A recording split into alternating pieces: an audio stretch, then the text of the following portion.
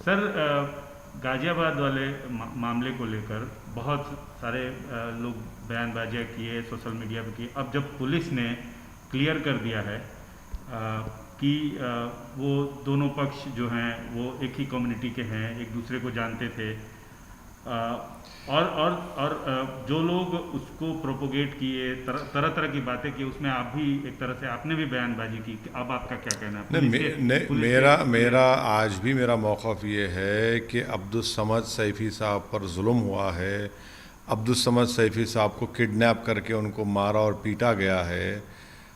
और अब्दुस समद साहब के बेटे ने मीडिया को आकर कहा कि हमने लिखित तौर पर कंप्लेंट में ये दिया है कि मारने वालों ने हमसे ये जे असार का नारा कहने के लिए कहा। और लिखित तौर पर उनके बेटे ने ये भी कहा मीडिया को कि जब हम पानी पूछे तो हमको कहा कि फ़लाँ चीज़ पी लो आप। अब जब उनका बेटा ये भी कह रहा है कि हम तावीज़ नहीं बल्कि हम पेशे से कारपेंटर बढ़ई का काम करते हैं। अब जब उनका बेटा ये कह रहा है मीडिया को और कंप्लेन की कॉपी जो लिख कर दिए थे वो मीडिया को दे रहा है और कह रहा है कि इसमें सब चीज़ें हैं, तो फिर आप बताइए कि वो झूठ क्यों बोलेगा। दूसरी बात यह है कि एक आदिल नामी लड़के को भी पकड़ा गया, उसमें उसका भाई बबलू ये कहता है कि वो तो बचाने गया था अब्दुल समद सैफ़ी साहब को, और अगर जब पुलिस उसको बुलाई वो इतना इत्मीनान से क्यों चला गया पुलिस स्टेशन को। इसीलिए हम ये चाह रहे हैं कि ये अब्दुल समद सैफ़ी साहब ने जो लिखकर कंप्लेन दिया था उसको पुलिस ने एफआईआर में इनकॉर्पोरेट नहीं किया। दूसरी बात, जिन लोगों पर केसेस बुक हुए हैं जिसमें राना अयूब भी शामिल है, सबा नकवी भी हैं और 3 लोग हैं, हम ये पूछना चाह रहे हैं कि भारत के 3 बड़े अंग्रेज़ी इंग्लिश न्यूज़पेपर्स ने भी वही रिपोर्ट को छापा, पीटीआई ने वही रिपोर्ट को छापा, न्यूज़ पोर्टल है जिसको भारत के एक मशहूर विशेष जर्नलिस्ट चलाते हैं उन्होंने भी, और एक अंग्रेज़ी का इंग्लिश का न्यूज़ चैनल उसने भी किया। तो भाई ये सिर्फ मुसलमान पर केस बुक करेंगे आप?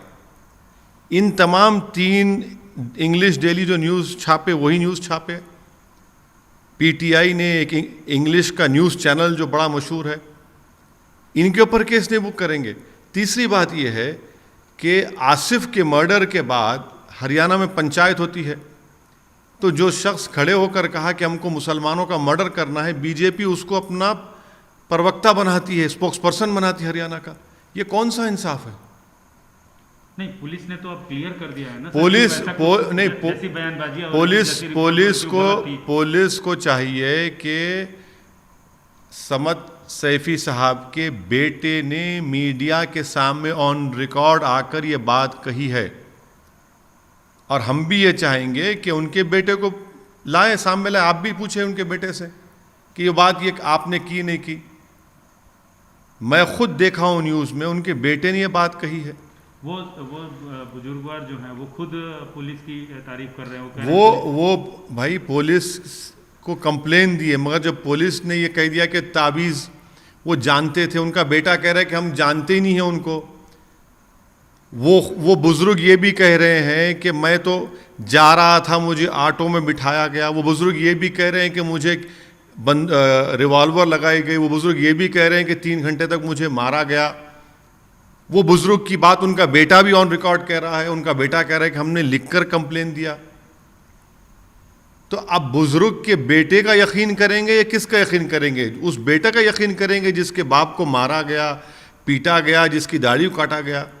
तो ये भी तो एक रुख है ना, इसको देखना पड़ेगा। सर, एक और रिपोर्ट वो छोड़ दीजिए, वो अरे हाँ, वो अब कंप्लेन दर्ज कराई है। अरे भाई हम तो लैला हैं, हमारा नाम जिक्र करना ज़रूरी है, करिए।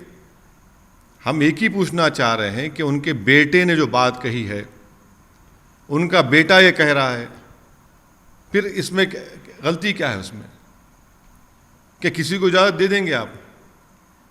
क्या law and order Uttar Pradesh का ख़राब नहीं है कि कोई किडनैप कर लेगा किसी को भी, ऑटो में से किडनैप करेगा, ले जाकर पीटेगा, मारेगा, दाढ़ी काट देगा? ये लॉ एंड ऑर्डर की नाकामी नहीं होगी आदित्यनाथ सरकार की कि दिन दहाड़े किसी का किडनैप हो गया? सर ये ट्विटर का जो पूरा विवाद है इस पर क्या कहना है? देखिए, हमारे ऑनरेबल मिनिस्टर जनाब रविशंकर प्रसाद साहब ने जो ट्वीट किया है और उन्होंने ये कहा कि ट्विटर भारत से काम करता है और भारत के रूल्स हैं, ये हम उनको ये बताना चाह रहे हैं कि, और उन्होंने ये भी एग्जांपल दिया कि अगर इंडियन कंपनीज़ बाहर जाती हैं फॉरेन कंट्रीज़ में तो वहाँ के क़ानून को फॉलो करती हैं। सवाल ये पैदा होता है कि ट्विटर को भारत के संविधान का पूरा प्रोटेक्शन हासिल है, नंबर 1, और जो मोदी सरकार ने रूल्स बनाए हैं वो हमारे भारत के संविधान के आर्टिकल 19, आर्टिकल 21 का ग्रेव वायलेशन है, और पुट्टुस्वामी जजमेंट का और आधार जजमेंट का भी जो रूल्स उसके वायलेट करते हैं। तीसरा, वो रूल्स खुद अनकॉन्स्टिट्यूशनल हैं क्योंकि आईटी एक्ट की रोशनी में आपको बनाना है, आप तो आईटी एक्ट के खिलाफ बना रहे हैं, एक्सेसिव डेलीगेशन है। ये सरकार जो है सिर्फ कंट्रोल करना चाहती है न्यूज़ को, ताकि कोई मोदी गवर्नमेंट के ऊपर क्रिटिसिज्म ना करे, ताकि कोई मोदी प्राइम मिनिस्टर के ऊपर उंगली ना उठाए। इसीलिए वो चाहते हैं कि सब सबमिसिव हो जाएं, और ट्विटर जो है ये रूल्स ये बता रही हैं कि जो कोई भी ट्विटर पर आएगा वो सस्पेक्ट के तौर पर देखा जाएगा भारत सरकार की तरफ से। हम ये पूछना चाह रहे हैं कि आप कंट्रोल क्यों करना चाह रहे हैं लोगों को? ईज ऑफ डूइंग बिजनेस की आप बात करते हैं, आप करेंगे 3 ऑफिसर का तकर्रुर करो। फिर नरेंद्र मोदी ने बहैसियत प्राइम मिनिस्टर अगस्त 2020 को डेटा के ऊपर लाल किले से तकरीर करते हुए कहा था, मैं आपको बता रहा हूं कि एयर इंडिया का डेटा ब्रीच हो गया, महाराष्ट्र का पावर ग्रिड का डेटा ब्रीच हो गया, बिग बास्केट का डेटा ब्रीच हो गया, एनसीपीएल का डेटा ब्रीच हो गया। अरे आप डेटा को बचा नहीं पा रहे हैं, आप डेटा प्रोटेक्शन लॉ क्यों नहीं लाइए। और फिर ये सरकार ये कहती कि अगर कोई गलत न्यूज़ डालेगा तो क्या है, भाई आईटी एक्ट में उसका प्रोविजन है, आईपीसी में उसका प्रोविजन है, पुलिस है। आप क्यों ये करना चाह रहे हैं? आप कंट्रोल क्यों करना चाह रहे हैं हर चीज़ को? आप ये नहीं चाहते कि आपके खिलाफ क्रिटिसिज्म हो। ये भारत के संविधान के खिलाफ है, इसलिए हम, और अगर आपको पार्लियामेंट में ला के एक्ट बनाइए ना, आप 300 एमपी हैं आपके लोकसभा में, कौन रोकता है आपको? इतनी जल्दबाजी क्यों कर रहे हैं आप?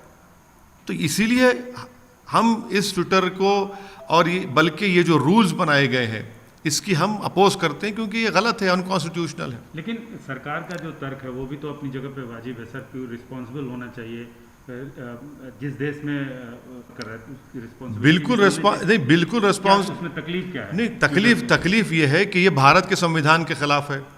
तकलीफ इसलिए है कि ये सुप्रीम कोर्ट के जजमेंट, पुट्टुस्वामी और आधार के जजमेंट के खिलाफ है। तकलीफ, सबसे बड़ी तकलीफ ये है कि आप, हमारे देश में आईटी एक्ट है, आप पेरेंट एक्ट के खिलाफ कैसे बनाएंगे? आप कैसे बनेंगे पेरेंट एक्ट के खिलाफ? तकलीफ इस बात की है कि आप बीजेपी पर क्रिटिसिज्म को बर्दाश्त नहीं करते। तकलीफ ये है कि आप मीडिया में सिर्फ तारीफ चाहते हैं, आप सर्वेलेंस करना चाहते हैं, आप हर ट्विटर पे जो सोशल मीडिया पे जो बंदा जाएगा उसको सस्पेक्ट के तौर पर देखते। आप सोशल मीडिया से कह रहे हैं कि 6-6 महीने तक आप यूज़र का डेटा को उठा कर रखो। क्यों उठा के रखेंगे आप? होते कौन है मेरा डेटा उठा के रखने के लिए? और आप कह रहे हैं कि आप सिस्टम बिल्ड करो सबके ऊपर सर्वेलेंस करने के लिए। इसीलिए हम मुखालिफत कर रहे हैं।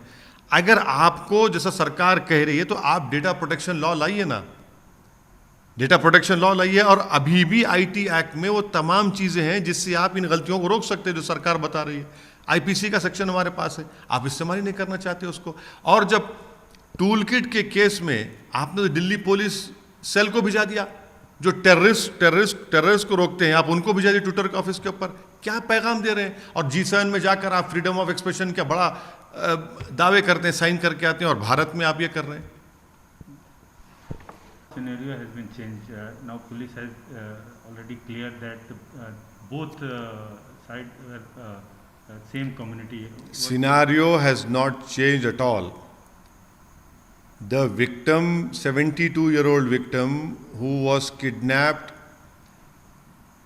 and who was kept in illegal confinement, and he was bet over there, and his beard was cut. He had given a written complaint his son says on record to various media organizations that we had given a written complaint. In that written complaint, we have mentioned all these facts. One, we don't know these accused. His father was kidnapped, kept in illegal confinement.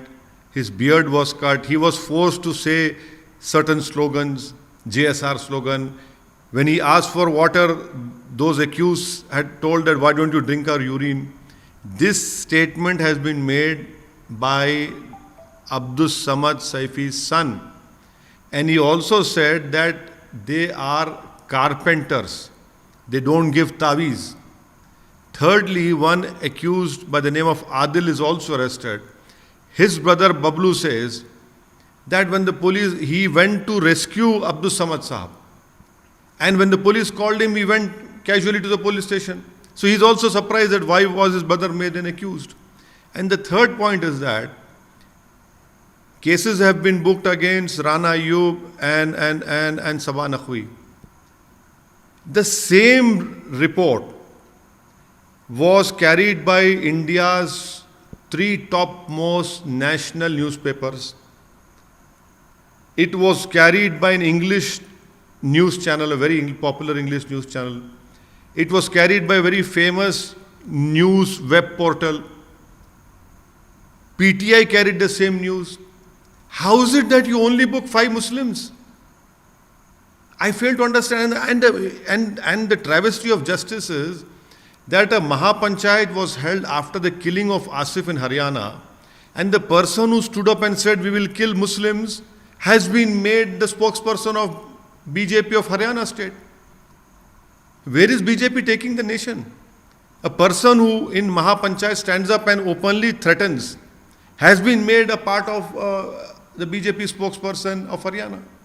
So that is why we want the statement given by Abdus Samad Saifi's son to be also looked into.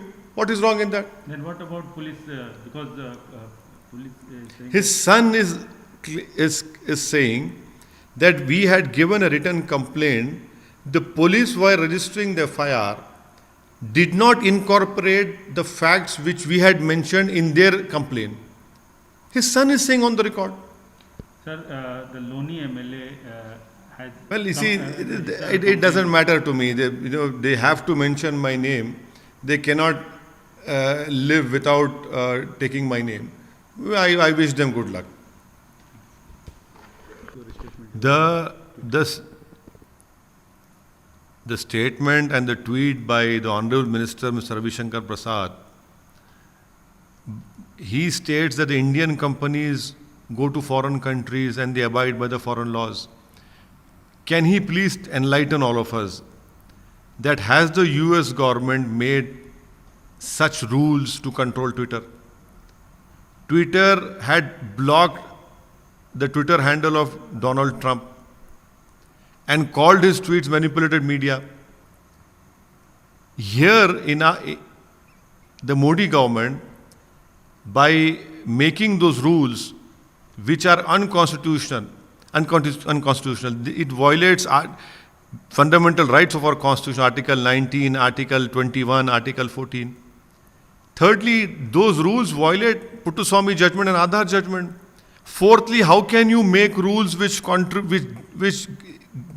gravely contravenes the Parent Act? It is excessive delegation. And why is the government so keen on controlling Twitter? Why isn't the government magnanimous in accepting that criticism and right to dissent is part of our democracy, it is part of our fundamental rights? The government does not want any criticism, any negative report on any platform. So that is why they want to control it, and in government eyes, anyone who's on social media is suspect. Why isn't Narendra Modi's government worried about data breach? The Prime Minister from the ramparts of Red Fort had promised that on data the government will do something. We have seen Air India accounts have been breached, Big Basket, Power Grid in Maharashtra, NCPL. Why isn't the government doing that? And there are enough provisions in IT Act, there are enough provisions in IPC, and the government can easily bring a data protection law. You bring the data protection law. You are not able to do that. You can even bring a new act. You have 300 members of parliament. The only reason is that they know on legally they are very weak, but they want to send out a message that the Modi government will not tolerate any dissent, any criticism, and they want to control and have more surveillance on the people. That is what we are opposing this for.